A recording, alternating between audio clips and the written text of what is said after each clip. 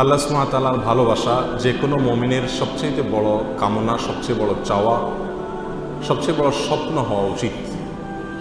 আর আল্লাহ সুবহানাহু ওয়া তাআলা যখন কোনো বান্দাকে ভালোবাসেন, আল্লাহ সুবহানাহু ওয়া তাআলা যখন কাউকে পছন্দ করেন, তখন বেশ কিছু আলামত আছে, বেশ কিছু চিহ্ন আছে যেগুলো দেখে আমরা অনুমান করতে পারি, ধারণা করতে পারি আল্লাহ সুবহানাহু ওয়া তাআলা কাকে ভালোবাসেন আর কাকে ভালোবাসেন না।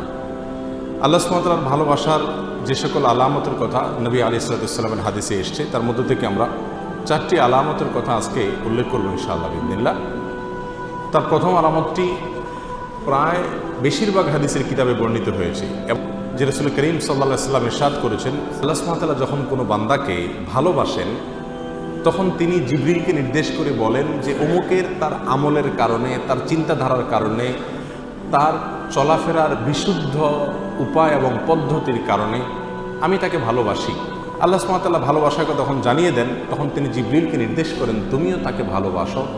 তখন জিবরিল আসমানে ঘোষণা দেন যে আল্লাহ অমুককে ভালোবেসেছেন, তাই আল্লাহ নির্দেশ করেছেন ভালোবাসার, তোমরাও তাকে ভালোবাসো। আসমানওয়ালারা অর্থাৎ ফেরেশতারা সকলে তার প্রতি ভালোবাসা প্রকাশ করেন।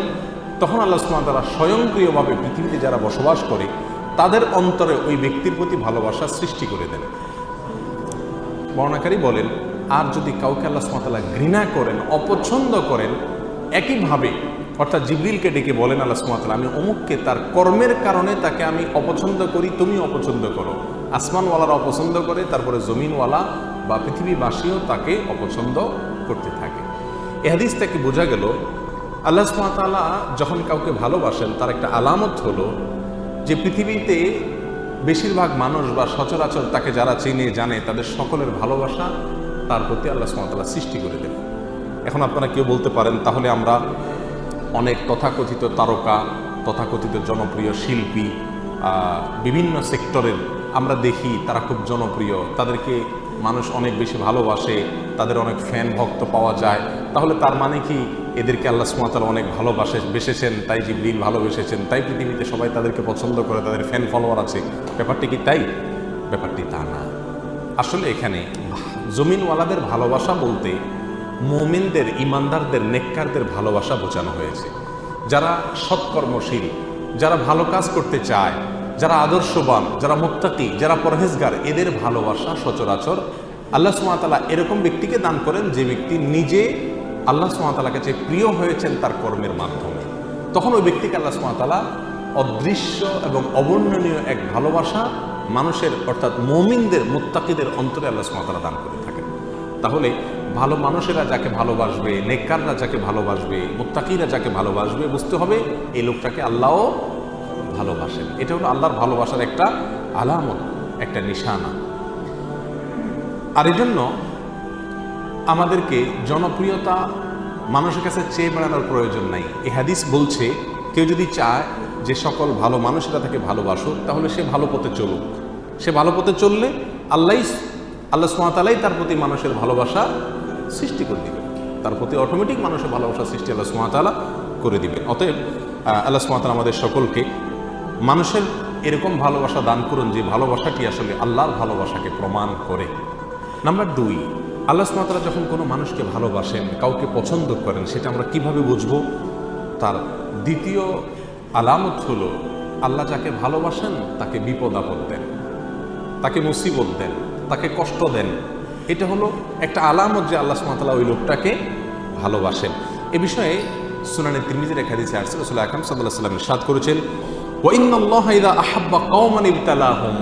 আর যখন আল্লাহ সুবহানাহু ওয়া তাআলা কোনো মানুষকে, কোনো জাতিকে ভালোবাসেন তখন তাদের পরীক্ষা নেন, তাদেরকে মুসিবত দেন, কষ্ট দেন, রোগে, শোকে, অসুবিধায় ফেলে নানাভাবে আল্লাহ সুবহানাহু ওয়া তাআলা তাদেরকে পরীক্ষা করেন। এই যে বিপদ আপদে ফেলে দেওয়া, এটা কিন্তু আল্লাহ সুবহানাহু ওয়া তাআলার ভালোবাসার একটি আলামত।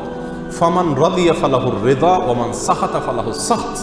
আল্লাহর এই দেওয়া পরীক্ষায়, কষ্টে যে ব্যক্তি সন্তুষ্ট হয়ে যায়, আল্লাহর ফয়সালাকে মেনে নেয়, ফালাহুর রিদা, তার জন্য আল্লাহর সন্তুষ্টি অবধারিত হয়ে যায়। আর যে ব্যক্তি আল্লাহর এই ফয়সালায়, আল্লাহর এই কষ্ট দেওয়ায় সে অসন্তুষ্ট হয়ে যায়, আল্লাহর ফয়সালাকে মেনে নিতে পারে না, রিদা বিল কাদা, ইমানের গুরুত্বপূর্ণ একটা পয়েন্ট, এই বিষয়টি যে অর্জন করতে পারে না, বরং হাহুতাশ করে, অস্থির হয়ে যায়, গালমন্দ শুরু করে দেয়, আল্লাহর ফয়সালাকে সে অ্যাভয়েড করে, হ্যাঁ আল্লাহ আর লোক দেখে নাই, আমার উপরে সব বিপদ আসে, এই টাইপের কথাবার্তা বলে ফালাহু সাখত, তখন ওই ব্যক্তির জন্য আল্লাহর পক্ষ থেকে অসন্তুষ্টি অবধারিত হয়ে যায়। আল্লাহ আমাদের মাফ করুন। তখন এই হাদিস থেকে বোঝা গেল আমাদের সমাজে অনেক লোক আছে যাদেরকে আমরা দেখি তারা বিপদে আপদে মুসিবতে কষ্টে থাকে, তাদের কষ্ট দূর হয় না। আমরা অনেক সময় বলে ফেলি যে এই লোকটা আল্লাহর কাছে কত অপছন্দনীয়, কত আল্লাহ তাআলার কাছে অপ্রিয়, কত বড় নাফরমান হলে তার বিপদ আপদ দূর হয় না, আল্লাহ একের পর এক বিপদে ফেলছে। তাহলে বোঝা গেল এরকম মন্তব্য করা এটা মূর্খতা সুলভ মন্তব্য, এটা কোনো মুমিনের মন্তব্য না। বরং হাদিস থেকে বোঝা যায় ইন্নাল্লাহ ইযা আহাব্বা আবদান ইবতালাহ, আল্লাহ কোনো মানুষকে ভালোবাসলে তাকে পরীক্ষা নেন, তাকে বিপদ দেন, তাকে মুসিবত দেন। আমাদের জীবনে যখন বিপদ আপদ মুসিবত আসবে এই হাদিসটা আমরা মাথায় রাখি যে এর মানে হলো আল্লাহ আমাকে পরীক্ষা করছেন, মানে আল্লাহ আমাকে ভালোবাসেন। পরীক্ষা তো তার জন্য যে রেজিস্ট্রেশন করে, যে ভর্তি হয়, যে যাকে শিক্ষক বা শিক্ষা প্রতিষ্ঠান যাকে নিজের মনে করে তারই পরীক্ষা নেয়।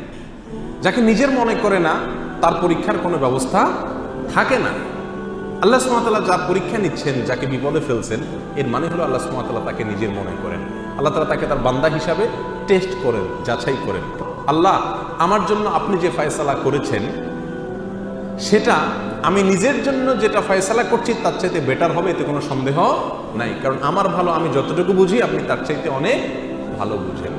অতএব আমার এই বিপদের মধ্যে কোনো কল্যাণ নিহিত আছে, এটাকে মেনে নিয়ে সন্তুষ্ট চিত্রে আল্লাহর ফয়সালাকে গ্রহণ করে নেওয়া, এটাই হলো মুমিনের পরিচয়। আল্লাহ সুবহানাহু ওয়া তাআলা আমাদেরকে ভালোবাসেন, তার প্রমাণ হবে আল্লাহর পক্ষ থেকে আমাদের জীবনে ছোট বড় বিভিন্নভাবে পরীক্ষা নেওয়া। আমরা জানি কোরআনে কারিমে আল্লাহ তাআলা বিভিন্ন নবী রাসূলদের ঘটনা বলেছেন। এর ভিতরে সবচেয়ে বেশি কঠিন পরীক্ষা যার জীবনে আসছে তিনি কোন নবী ছিলেন? ইব্রাহিম আলাইহিস সালাম। ইব্রাহিম আলাইহিস সালাম সম্পর্কে আল্লাহ সুবহানাহু ওয়া তাআলা কোরআনে কারিমে একাধিক জায়গায় বলেছেন কি কি পরীক্ষা নিয়েছেন। ওয়া ইয ইবতালা ইব্রাহিম, যখন আল্লাহ সুবহানাহু ওয়া তাআলা ইব্রাহিমের পরীক্ষা নিয়েছেন, ইব্রাহিমের পরীক্ষা আল্লাহ তাআলা নিয়েছেন। কেন ইব্রাহিমের পরীক্ষা নিয়েছেন? আল্লাহ তো ফেরাউনের পরীক্ষা নেন নাই, আল্লাহ তো বলেন না আল্লাহ নমরুদের পরীক্ষা নিয়েছেন, আল্লাহ এটা বলেন নাই কোরআনে কোথাও যে আল্লাহ আবু জাহালের পরীক্ষা নিয়েছেন, আবু লাহাবের পরীক্ষা নিয়েছেন। তারা তো স্টুডেন্টই না, তারা তো আল্লাহর বান্দাই না, নেককার বান্দাই না, মুমিন বান্দাই না, যার কারণে তাদের পরীক্ষা নেওয়ার প্রশ্ন নাই।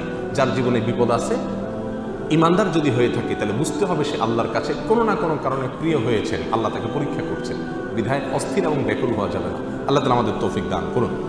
তাহলে দ্বিতীয় আলামতটি আমরা পেলাম আল্লাহর ভালোবাসা। তৃতীয়, আল্লাহ যখন আমাদের কাউকে ভালোবাসেন তার আলামত কি?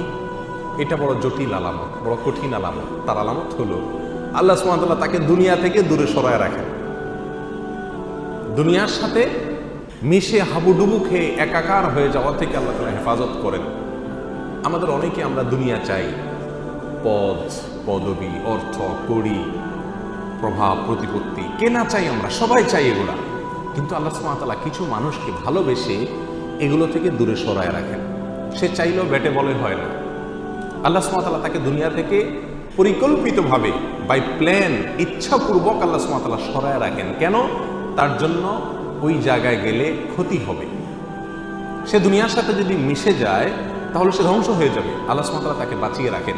এই প্রসঙ্গে সহিহ ইবনে হিব্বান, মুস্তাদরাক হাকিম, সুনানে তিরমিজি অনেকগুলো হাদিসের কিতাবে হাদিসটি বর্ণিত হয়েছে। রাসূল আকরাম সাল্লাল্লাহু আলাইহি ওয়াসাল্লাম বলেছেন, ইন্নাল্লাহা ইযা আহাব্বা আবদান হামাহু দুনিয়া কামা ইয়াহমি আহাদুকুম মারিদাহু আল মা লিয়াশফিয়া। তোমাদের কেউ তোমাদের প্রিয়জনরা অসুস্থ হলে যেই রোগে পানি টাচ করলে অসুবিধা হবে তাকে যেরকম পানি থেকে তোমরা বাঁচিয়ে রাখো, আল্লাহ যখন কোনো মানুষকে ভালোবাসেন তার আল্লাহর ভালোবাসার মানুষটাকে আল্লাহ তাআলা দুনিয়া থেকে এরকম বাঁচিয়ে রাখেন। দুনিয়া থেকে আল্লাহ সুবহানাহু ওয়া তাআলা এরকম বাঁচিয়ে রাখেন। এখন চিন্তা করেন আপনার জীবনের যত অপ্রাপ্তি, আমাদের জীবনের যত অপ্রাপ্তি, যত চাওয়া আমাদের পূরণ হলো না, আল্লাহ সুবহানাহু ওয়া তাআলা যদি এটা আমাকে পরিকল্পিতভাবে ভালোবাসেন বিধায় আমাকে এখান থেকে সরিয়ে রাখেন, তাহলে আমি যা হারালাম তার চাইতে পেলাম অনেক বড় কিছু। আল্লাহর ভালোবাসা পেলাম, আল্লাহর পছন্দনীয় মানুষের তালিকায় চলে গেলাম, অনন্ত অসীমকালের সুখ সমৃদ্ধি আমার হয়ে গেল। অতএব দুনিয়ার কোনো কিছু না পেলে মুমিন কখনো বিচলিত হয়ে পাগল করা হয়ে যাবে না। আমরা যে অস্থির হয়ে যাই এটা হলো আমাদের ঈমানের দুর্বলতা, এছাড়া কিছু না। আল্লাহ সুবহানাহু ওয়া তাআলা আমাদের সকলকে বুঝার তৌফিক দান করুন। এই বিষয়ে বেশ অনেকগুলো হাদিস পাওয়া যায়, আমি শুধু একটি উল্লেখ করলাম। একই অর্থের একই বিষয়কে প্রমাণ করে নানামুখী বিভিন্ন রকমের হাদিস পাওয়া যায়। এই সবগুলো হাদিসের খোলাসা কথা একটাই, আল্লাহ তার প্রিয় বান্দাদেরকে সচরাচর দুনিয়া থেকে একটু দূরে রাখেন। এর মানে কিন্তু আবার এটা না যে আল্লাহ তাআলা কাউকে দুনিয়া দিলে তার মানে আল্লাহর কাছে সে ঘৃণিত ব্যক্তি না। আল্লাহ তার প্রিয় বান্দাদের কাউকে কাউকে দুনিয়া দিয়েছেন। যেমন ওসমান রাদিয়াল্লাহু তাআলা আনহু, তাকে আল্লাহ তাআলা দুনিয়া দিয়েছেন, আবার তাকে আল্লাহ ভালোবাসতেন। সুলাইমান আলাইহিস সালামকে আল্লাহ তাআলা দুনিয়া দিয়েছেন, আবার তাকে ভালোবাসতেন। দাউদ আলাইহিস সালামকে আল্লাহ তাআলা দুনিয়া দিয়েছেন, আবার তাকে ভালোবাসতেন। এভাবে বহু মানুষকে আল্লাহ সুবহানাহু ওয়া তাআলা দুনিয়া দিয়েছেন, আবার তাদেরকে ভালোবাসতেন। বিধায় যাদের পয়সা কড়ি আছে তারা সব আল্লাহর শত্রু এরকম মনে করারও কোনো কারণ নাই। তবে হ্যাঁ, সচরাচর বেশিরভাগ ক্ষেত্রে আল্লাহ সুবহানাহু ওয়া তাআলা যাদেরকে ভালোবাসেন তাকে দুনিয়া থেকে সরায় রাখেন। কারণ দুনিয়া যত দিবেন সে ভোগ করবে খুব সীমিত, হিসাব দিতে হবে অনন্ত অসীমকালে দাঁড়িয়ে অত্যন্ত কঠিন পরিস্থিতিতে।